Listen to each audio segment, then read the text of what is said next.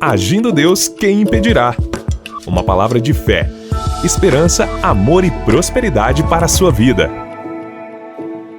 Olá, meus queridos, bom dia, minha gente, muita paz, saúde e prosperidade para você. Mais um dia com vocês, Pastor Edson Nogueira, sempre com vocês, com aquela palavra de fé, aquela semente, as nossas pérolas de sabedoria. Já vamos dar continuidade. Estamos falando aqui baseado na história de Elias. Vamos aprender muita coisa no dia de hoje, hein? Então vem com a gente e celebre a sua vitória. Vamos viver bem, porque o dia só está começando e o agir de Deus já está no ar. Se você deseja nos acompanhar nas redes sociais, eu indico Agindo Deus Quem Impedirá no Instagram. Se você tem um Instagram, segue a gente lá, e lá sempre tem novas informações para você ser abençoado, impactado pelo poder de Deus através do nosso ministério. Gente, vamos entrar então no nosso assunto, vamos direto ao assunto. O assunto aqui é a palavra, o ensinamento, né? Estamos falando sobre a vida de Elias. E hoje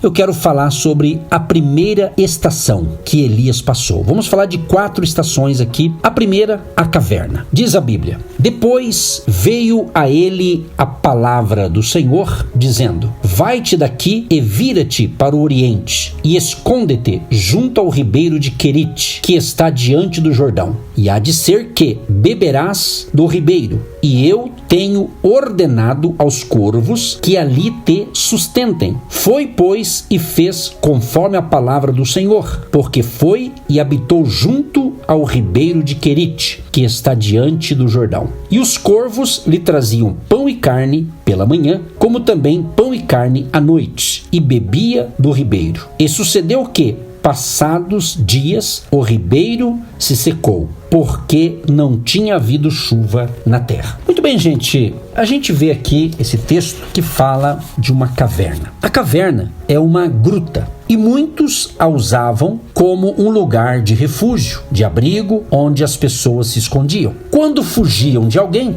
encontravam nessas grutas proteção, como no caso de Davi, que ficou um bom tempo escondido do rei Saul na gruta de Adulão, e com ele cerca de 400 homens. Nesse capítulo que eu li para vocês, citado, fica claro que todo aquele que procurava a caverna era uma pessoa de espírito triste, endividada, estava em apertos ou até mesmo passando por algum problema. Elias, um porta-voz simples e desconhecido, vindo do nada, se coloca diante do homem mais poderoso de sua terra, cuja esposa dominadora, a Jezabel, o poder por trás do trono, está determinada a afastar Israel de todos os profetas de Jeová. Apesar disso, Elias se coloca diante de Acabe e afirma sem hesitação: vai haver fome na terra por anos. Vamos analisar esse dado aqui, gente. A escassez vivida naquele momento por Elias. O profeta estava vivendo dentro do período por ele mesmo profetizado, de escassez, de que não haveria chuva nem orvalho. Até mesmo o ribeiro de Querite já estava secando. Sem chuvas, não havia mais água, nem produtos agrícolas, nem mesmo rebanhos. Os mantimentos do povo já estavam esgotados e a escassez se espalhava rapidamente pela terra de Israel.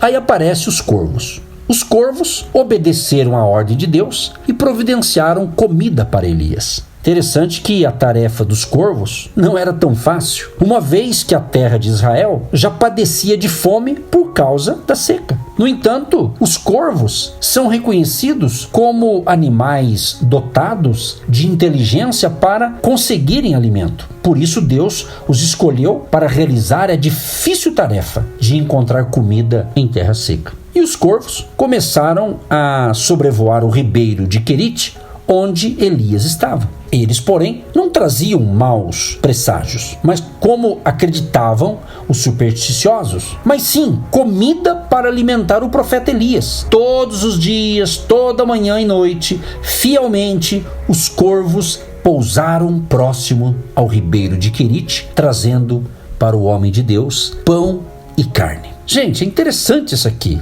vai prestando atenção, porque isso aqui é para abençoar você, para ampliar o seu entendimento espiritual através da fé em Deus, que controla tudo, inclusive os corvos. Quando Elias já estava se acostumando com a sombra e água fresca, e com o serviço dos corvos, o ribeiro de Querite secou, pois não resistiu à seca que assolava Israel. Na falta de água, Elias seria obrigado então a abandonar aquele lugar para não passar necessidades. Não sabemos ao certo quanto tempo Elias passou naquele ribeiro, mas foram muitos dias. Esse foi um tempo preparado por Deus, pois ali o profeta foi lapidado por Deus como uma pedra preciosa e de muito valor. Elias, então, ele foi orientado por Deus a esconder-se na caverna. A palavra hebraica usada aqui dá a ideia de ocultar, de estar ausente de propósito. Fique oculto, Elias, disse Deus. Desapareça. Interessante, gente, preste atenção nisso aqui. Quem sabe você está vivendo nessa caverna, hein? Uma das ordens mais difíceis de ouvir e obedecer é o comando de esconda-se. A admoestação era para ir e ficar a sós, para fugir e sair de debaixo das luzes, de ficar para trás e deliberadamente se esconder. Isso é especialmente verdadeiro se você é uma pessoa que se sente confortável sob as luzes dos refletores. Um tipo de pessoa que gosta de estar na frente, aquele que tem o dom da liderança. Isso também é verdadeiro se você é do tipo, vamos assim dizer, fazedor, né? Aquela pessoa, como diz o ditado, né? Pau para toda obra, né? Talvez você seja essa pessoa também. Mas preste atenção, Deus tinha duas razões para mandar Elias se esconder. Primeiro, ele queria proteger Elias de Acabe. Segundo, ele queria treinar Elias para que fosse um homem de Deus. Quando o Senhor nos diz, mais ou menos, do nada, esconda-se, normalmente ele tem dois propósitos em mente: proteção e treinamento. Quem sabe, amigo, amiga, você está passando por isso. Você está até se identificando com essa palavra. Talvez Deus pediu para você, dá um tempo, acalma. Então ele está querendo te proteger e te treinar. Então, proteção e treinamento. E eu digo uma coisa, pessoal. Todos nós precisamos de um tempo a sós com o Senhor. Momento em que o Espírito Santo vem trabalhar em nossas vidas e assim com um vaso nas mãos do oleiro. Precisamos ser transformados para sermos vasos de honra na casa do Senhor. Para que a obra seja completa em nossas vidas, é necessário entrega e renúncia, é necessário consagração, oração, jejum e estar no ribeiro de Querite. É viver pela fé, viver na dependência do Senhor. Quem sabe para alguns que está me ouvindo agora, você pode estar pensando, meu Deus, não vejo a hora de acabar esse ano. Tem pessoas que estão assim, pensando assim, não vejo a hora de acabar 2023. Amado, não é querendo que acabe logo que os problemas serão resolvidos. Entenda, viver pela fé é viver na dependência de Deus. E no caso de Elias aqui, esta estação da vida, ele viveu o momento da caverna. Significa para todos nós um momento ímpar, de particular importância para a nossa formação. Caverna, amados, é lugar de recolhimento, de esconderijo, de isolamento. Por que você pode considerar-se escondido e isolado? Porque ali ninguém vê você, ninguém conhece você, ninguém sabe de você. Mas fique tranquilo, Deus, o sustentador de Israel, está vendo você o tempo todo e vela por você. E Ele sabe a realidade que você está passando. Agora, vamos fazer aqui uma importante observação que podemos fazer acerca desta estação da vida. É de que este é o tempo de nos dirigirmos a nós mesmos. Isso mesmo. Deus concede a oportunidade de que nos confrontemos com nossos próprios erros, que nos conscientizemos do que precisa ser feito para que corrijamos nossas falhas e façamos aquelas perguntas tão necessárias diante de situações difíceis. Que caminho é este que tomei? Por que isto não está dando certo? Estou fazendo bobagens com a minha vida? São algumas perguntas. A caverna, amados, a caverna também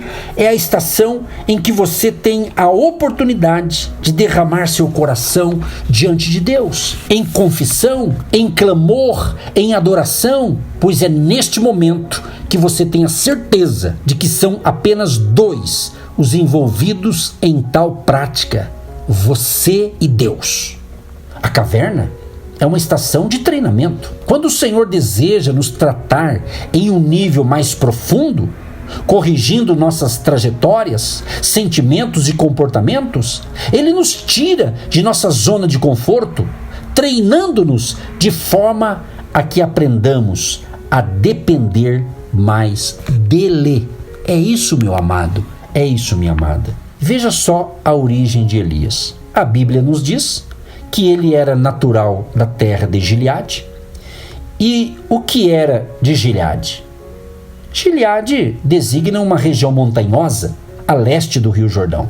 Naturalmente recoberta por uma rica vegetação, Gileade era uma região produtiva, de onde provinha uma substância aromática, considerada dotada de propriedades medicinais, o bálsamo de Gileade. Elias foi de Gileade para a caverna. Da mesma forma, para que Deus possa tratar você em um nível mais profundo, Ele irá retirá-lo das Gileades da vida e levá-lo diretamente à caverna. Assim, quando você se encontrar no interior de uma delas, não reclame. A caverna é o lugar de preparo, de treinamento, é o lugar que se faz necessário antes de sermos levados ao monte. A caverna é o lugar de dependência total de Deus. É o lugar onde reconhecemos que nada somos sem o Senhor.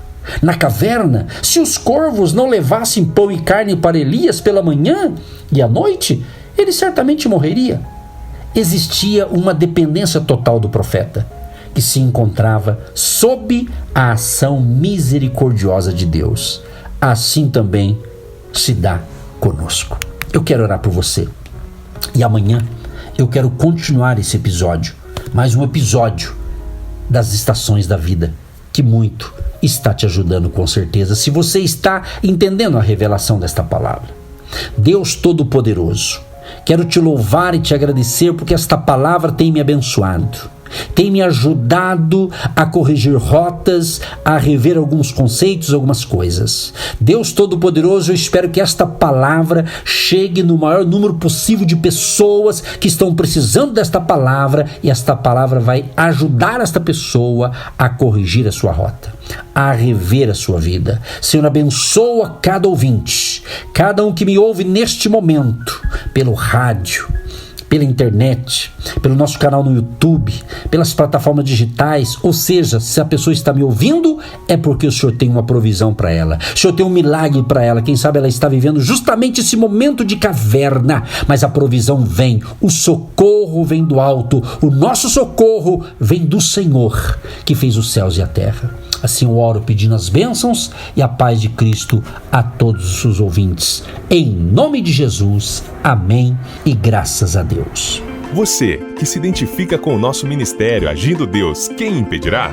E tem interesse em investir uma oferta missionária em nossa programação? Torne-se um agente de Deus e faça parte dessas pessoas de fé que semeiam com fé e vão colher o que semeiam. Anote: Banco do Brasil, agência 1243-2, conta corrente 68630-1. Que Deus prospere a sua vida.